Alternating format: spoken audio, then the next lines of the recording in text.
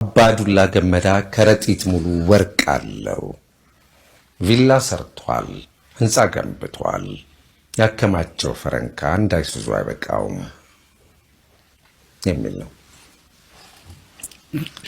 ሆኖልኝ ቢሆን ኖሮ ደስታውን አልችለውም ነበር። የምድሮት ነው።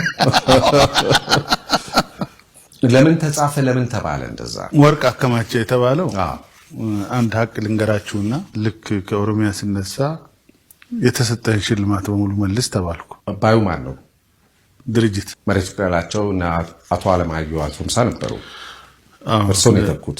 አዎ ነው። መልስ ተባልኩ። ስሙን ትተን መልስ መባሉ ሀቅ ስለሆነ ነው የማወራው። እሺ መልስ ሲባል ከቤት ለቅሜ ሰብስቤ ሄጄ ሰጠኋቸው፣ መለስኩላቸው።